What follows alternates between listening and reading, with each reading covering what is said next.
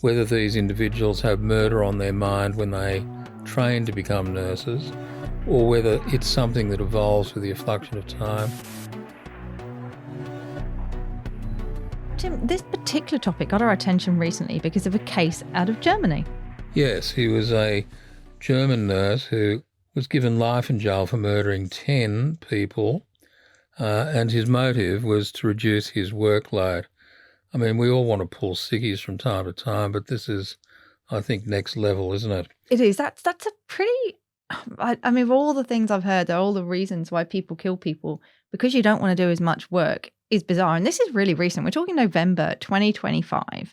And his motive, as you say, was reducing his workload. The method, he injected his mostly elderly patients, he's obviously on a palliative care ward, with painkillers or sedatives so that basically he'd just have an easier shift. The crimes were committed between December 2023 and May 2024 in a clinic in Western Germany. Now, that's a fairly short compass of offending compared to some, but pretty intense at the same time, given the number of people that he killed and the number of people he intended to kill. Well, they're still looking, aren't they, at several other suspicious incidents during the nurse's career because, as we always say on Motive and Method, people generally don't go from 0 to literally, 10 in this case. So there does seem to be, certainly if I was an investigator, I would be looking very closely at any deaths in which, he could possibly have been implicated. The problem being, though, many of these people would have been buried. Some of them may have been cremated. Going backwards in these deaths is actually really difficult for investigators. Well, it's difficult to obtain evidence, isn't it? People are cremated. They might look for signs of poisoning in a cadaver that's been buried and so on. But it can be very difficult to investigate these crimes. And I guess the families of people who've died unexpectedly in his care would have understandable concerns and suspicions regarding his behaviour. Yeah, and even cases in which he wasn't implicated, as I said, it was a palliative care system that he was working within, you would still worry, wouldn't you, that, when your loved one is at their most vulnerable, needing the most gentle and, humane care, that you have somebody potentially taking advantage of that for such a selfish reason. I mean, there's no good reason, obviously, to commit murder, but you do get cases, don't you, where psychologically the individual does believe that are actually, ending suffering, for example. Well, it's an extraordinarily bizarre case of an abuse of trust. Nurses are there, doctors are there to protect their patients. There's the Hippocratic Oath for medical practitioners. You wonder, and I'm not speaking specifically about this case, whether these individuals have murder on their mind when they train to become nurses, or whether it's something that evolves with the effluxion of time due to workload. But as I say, to reduce your workload by killing people raises all sorts of psychological and psychiatric issues as to his mindset. It would be interesting to know whether he was psychiatrically and psychologically evaluated. But as I understand it, he was found guilty and is sentenced to life because of his crime. Sadly, these are not isolated cases, are they? No. I mean, if we look at the case of Niels Högel, very similar to the former case, and he was handed a life sentence in 2019, convicted of murdering 85 patients at 2 hospitals in northern Germany. Again, it was poison, in essence, wasn't it, in this case? So these were lethal doses of heart medication that he was administering over a 6-year period. So that is pretty prolific, isn't it? 85 patients over 6 years. That is actually, very high level in terms of serial killing. They're very, very active individuals. But it also speaks to what's going on at these hospitals. There's no red flags that seem to have been raised. They must have been kind of frail, elderly people to start with, you would assume. They've been given heart medication, but 85 people, that's a lot of cadavers, isn't it? It is. And he'd been accused of murdering 100 patients in northern cities. He's believed to be the most prolific killer in Germany's modern history. Yeah, beyond, of course, the atrocities of the Nazis. A terrible, terrible case. I mean, we've discussed other bizarre cases out of Germany, and it's a bit off topic, but there was that case I believe we've discussed, I've certainly written about it, about a guy who wanted to be eaten. Oh, yes, And we have talked about that, yeah. He answered an ad, caught a train to this village, had a meal with the murderer, the killer, and I don't want to go into the gruesome details of it, but put it this way, an important part of his anatomy was severed, and it was flambéed, and they shared the meal, and the killer then murdered this bloke and carved him up and kept him in the freezer for later. And the bizarre thing about that crime at the time was that evidently cannibalism was not considered to be a crime in the German criminal code. I think it's been remedied now. Well, yeah, and that was back in 2001. I just had a quick Google. Arwin Muse, I've probably said that totally wrong, a German former computer repair technician, received international attention. I think I remember this case when he, as you say, murdered and cannibalized burned brands. But as a voluntary victim, that raises all sorts of other issues, doesn't it? But none of our victims were voluntary in these cases. And whenever we talk about a murderous medic, as you know, they're sometimes referred, my mind always goes back to Harold Shipman, because I was in the UK when Harold Shipman, who was a general practitioner, back in 2000 and I think it was 2004, around the early 2000s anyway, he was very active. He murdered, we think potentially around 250 people over a 30-year career as a GP. Now, in these cases, we're looking at, today they're often kind of palliative. So we're talking older people who were vulnerable, who were already sick. Obviously, the people Shipman was treating were his patients and they had something wrong with them, but they weren't the palliative. They weren't on death's door. He killed all sorts of people. He was eventually found guilty of murdering 15, but many of the people who died, who they later suspected him of, and it was a 2-year investigation into all deaths that he certified over that period. So you can imagine as a GP how many deaths he would have been going to. Yet they think up to 250. And I weirdly, I don't know if I told you this, but I weirdly met, you could say, Harold Shipman, in that I was doing my PhD, and I was at the University of Sheffield, and I was based at the forensic facility there where postmortems took place. And we were putting one of the deceased back in the fridge, and they were the kind of standard, ones you see on CSI or whatever, the stackable fridges where individuals are stored while they're being assessed and all of the tests are being done. And as we put this individual back in the fridge, the technician who I was with went, "Oh, that's Harold Shipman on the row below." And I was like, "Oh." So, I mean, it was such a big case. He ended up actually suiciding. And he was in the fridge at the University of Sheffield. So I met him in some weird way. He was one of the worst. Yeah, but absolutely. Högel's killing spree was stopped really by coincidence. He was caught in the act of administering unprescribed medication to a patient in 2005. And at that time, he was sentenced to 7 years for attempted murder in 2008. But the families of the other suspected victims pressed for further investigation, leading to a second trial that ended in 2015 when he was jailed for life for 2 murders and 2 attempted murders. That wasn't the end of the story, though, was it? No, later he confessed to a psychiatrist that he'd killed up to 30. But what do we know about some of these individuals? Sometimes once they're caught, don't they? They actually want to claim more than they've been responsible for. But clearly he's again very prolific, and so he could genuinely be responsible for a very significant number of deaths. Well, investigators then widened the investigation and they exhumed 130 former patients. They were looking for evidence of medication that could have triggered cardiac arrest, and they also pored over records in the hospitals that he worked at. Records at the Oldenburg Hospital showed rates of deaths and resuscitations had more than doubled during the times that he was on working shifts. Now, wouldn't you think that would trigger some sort of, why are so many people dying? Why are so many people needing resuscitating? I mean, that's what happened, isn't it, in the Lucy Letby case, which we've talked about in some detail over a couple of episodes, because it was the sheer number of children, wasn't it, dying whilst Lucy Letby was on shift, that spiked the stats that made people start to go, what's going on here? Too many of these children in this neonatal ward are dying.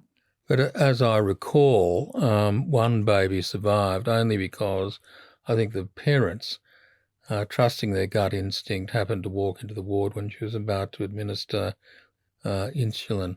That's what opened up the Pandora's box. I did a thing with Spotlight a couple of years ago on Lucy Letby. It's interesting now that there's been a renewed push to have those convictions overturned.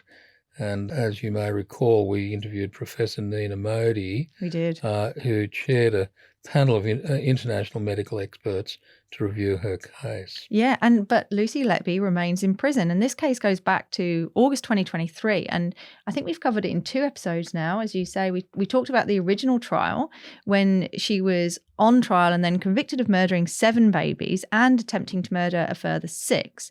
And this all happened at the Countess of Chester Hospital.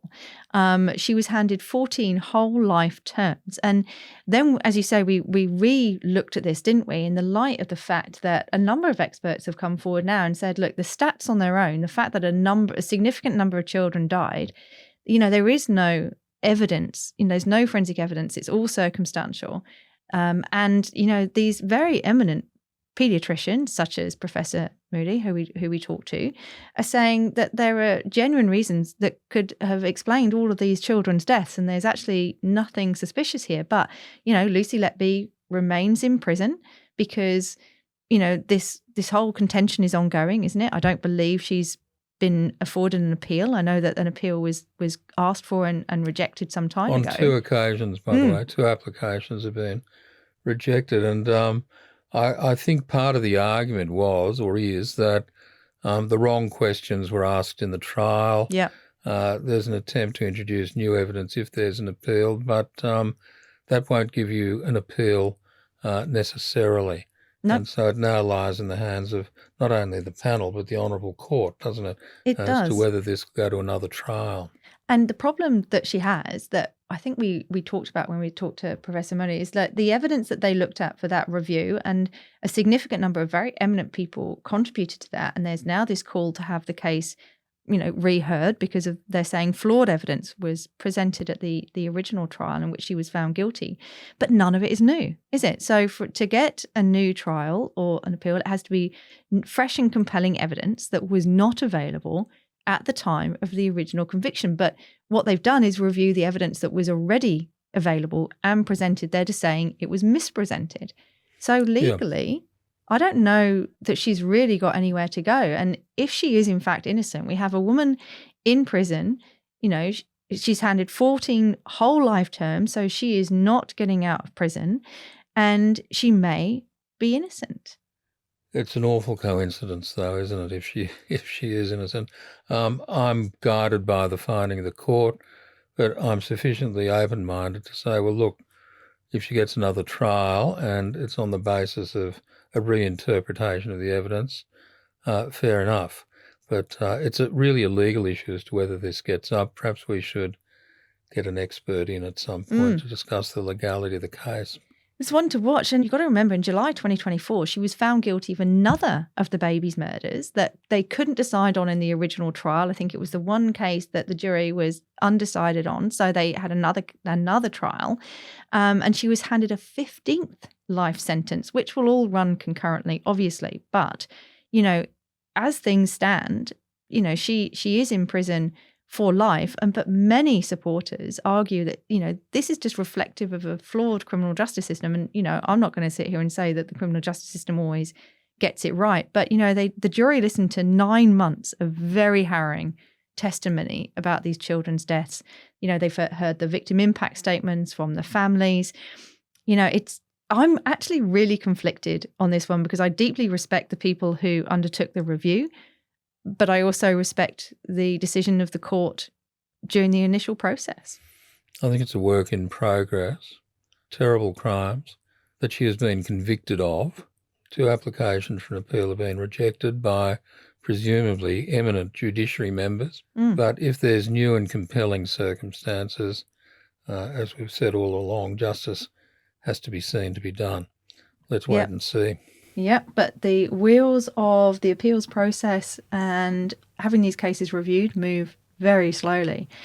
We're going to look at some Australian cases now. Let's start with Megan Haines, who was a nurse in Ballina. Now, she killed 82-year-old Mary Dara and 77-year-old Isabella Spencer at St Andrew's Village Nursing Home in Ballina back in 2014, again using insulin as an overdose, which I don't think is a particular surprise that poisoning is often a method of choice, because obviously nurses have access to a lot of medications that, they can use, sadly, to overdose their patients. She was given a maximum sentence of 36 years and will first be eligible for parole in 2041. Yeah, and given she was 49 years old, and that maximum sentence is 36 years, she's going to be, elderly if she ever is released, because just because she's eligible for parole in 2041 doesn't mean she will be released. The board will look at whether she is potentially still a danger and should be released at that stage. But she killed 2 very vulnerable individuals in that nursing home. Again, what a breach of trust when you're there to look after people in their twilight years, who deserve our kind of kindest care. But she's certainly not the only one, is she? Roger Dean at Quakers Hill Nursing Home was a mass murderer. He killed 11 people, for which he got a life sentence. He was only 37 at the time. He pled guilty back in 2013 to 11 counts of murder in connection with the 18th of November 2011 blaze at Quakers Hill Nursing Home. So he did it in a slightly different way. But again, 11 counts of murder. He lit 2 fires as part of a, quote, considered plan to distract police officers and hospital management from his theft of over 200 prescription pills. He was a junkie, in other words. Yeah, and in essence, the victims of the fire, those residents, were collateral damage so that he could get away with, 200 pills. These are incredibly selfish individuals to commit these crimes, for such... for nothing, this guy just wanted some pills. But incredibly cruel. Absolutely. And horrendously traumatic deaths. Awful. For those that he killed. He lit a fire in a room where he knew 2 helpless and elderly women, Dorothy Wu and Dorothy Sterling, were situated. And all this to avoid detection of the theft of medication. I mean, it's a terrifying case when you think about it. It is. And that those people are not able to get out of their rooms. I mean, death by fire, we know, is an awful, awful death. And so to do that, to steal some pills, is just unbelievable, isn't it? So let's look at another case. Charles Cullen, who's been kind of dubbed the good nurse. Over his 16-year career, Cullen is confirmed to have murdered 29 patients. And it's believed he could have killed as many as 400 by multiple different means. Unbelievable, isn't it? Multiple means, including, again, overdosing back with drugs such as insulin, another, method of choice. But imagine 400 people, one person responsible. Well, they get away with it because nobody suspects them. It gets back to Harold Shipman. We attribute good behaviour and good character to nurses. They have access to medications. People are in hospital or nursing homes because they're elderly and frail. And consequently, I think what happens, they get on a roll, without trivialising it. They get away with it a few times. They keep going until they're caught. This is one that Netflix made a series about, titled The Good Nurse, and he's played by Eddie Redmayne. One worth watching if you're interested. Yeah, and again, that's why Harold Shipman got away with it over those 30 years, because he was the archetypal, if anyone looks him up, that he was the archetypal kind of local GP. He was very well respected in the community, upstanding citizen. People trusted him. Nobody for many years looked at this, pattern of deaths that he was ultimately responsible for. And there was a lot of talk at the time that he was convicted, he was, as I said, found guilty for 15, but the families of other potential victims really wanted to know whether he was involved in their loved one's death or not. And ultimately, they'll never get answers. But, this was a deep breach of trust because he lived amongst that community for 30 years. He was, the local doctor. And yet he was killing them. You can't always believe what you see. You know what I mean? That people can present very well. Hiding in plain sight. And they can harbour all sorts of psychopathologies as well, we know. What about the case of Kristen Heather Gilbert, an American serial killer and former nurse who was convicted of 4 murders and 2 attempted murders of patients admitted to the Veteran Affairs Medical Centre in Northampton, Massachusetts. She induced cardiac arrest in patients by injecting their intravenous therapy bags with lethal doses of adrenaline, which is an untraceable heart stimulant. Yeah, and she would then respond to the coded emergency, often resuscitating the patient. So we've got another motive here, haven't we? Some of these individuals, I always thought with Harold Shipman, it was a power trip. He literally had the power over life and death. Sometimes it's just, the patients are in the way. They're, taking up time on a shift. But here, I think this is a case, those first responders who set fires because they want to be the hero who turns up. In this case, she seems to want to be the one who rocks up, saves the day and resuscitates. But clearly a very troubled individual, whether her motives in her own twisted way were perceived by her to be pure or not. And again, it was the data that really stood out. So around 350 people died at the hospital when she started working there back in 1989. And they looked again at the stats like they did with Lucy Letby. There's something wrong, too many children dying. And the probability of this being a coincidence that so many people had died, so many more than expected, was given at the time as 1 in 100 million. Now, I don't know how they reached that figure, so I'm not commenting on how reliable that is because statistics don't lie, but you need to understand how a figure was reached. But it was still obviously extraordinarily unlikely that this was just some sort of anomaly, that something else was going on. And ultimately, there were only 4 confirmed victims, but could be responsible for, around half of those 350 deaths, 175 deaths. So, these people, the thing about murderous medics is they have such opportunities because they are taking care of people who are often very sick. They also have access to medications. They're in a position of trust, so people aren't suspicious of them generally. That gives them the opportunity to be incredibly prolific. So if you are a serial killer, you can see why the medical profession would appeal to you because of those opportunities. Well, they have structural authority. There's a lot of respect bestowed upon them because of what they do and their training, and I guess a general assumption that they're of sound character and mind. But as these cases demonstrate, sometimes you've got to be very careful. It always interests me about the time lag between a large number of deaths or even suspicious deaths, as in the Letby case, and there being some investigation into it. I'm not saying that hospital staff need to be over-policed, but I think they probably need better system and methods in terms of detecting these crimes. Yeah, I do think, though, we need to be careful when there is a potential spike that looks like an anomaly on paper, that we don't jump to conclusions either, and we don't obviously want to denigrate the caring professions. We need them. Not at all. We love our doctors and nurses. But just because there is a spike, there could be other things going on there. Is there something environmental that's led to that? Is there another factor?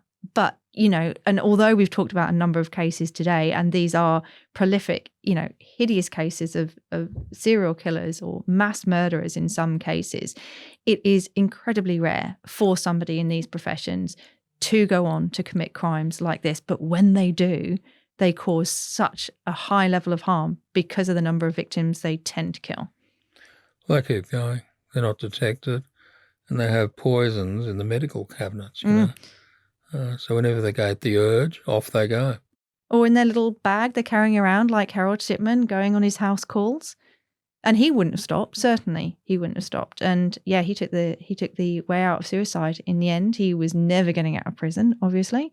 And I think a little interesting fact about Harold. I think he waited until his wife got the insurance before he suicided, or there was something about the insurance policy. So he made sure his wife was financially secure before he suicided, which I thought was a bit of a juxtaposition given, he killed people who were ostensibly perfectly healthy. They were not dying. They were not, he was not the angel of death in terms of putting people out of their misery. There was nothing altruistic, about what Harold Shipman did. He was killing people who were ostensibly, a lot of them were healthy. This was pure murderous intent, yet waited for his wife to be financially secure. So that really didn't, for me, that was a complete contradiction. A psychopath simpliciter, in my view. It's been a fascinating discussion about these people, and may I reiterate, we should have great faith in the medical profession, absolutely, the nursing profession. They're good people, they work hard, they do their best, and as with any kind of profession or organisation, sometimes bad eggs slip through the cracks. Absolutely.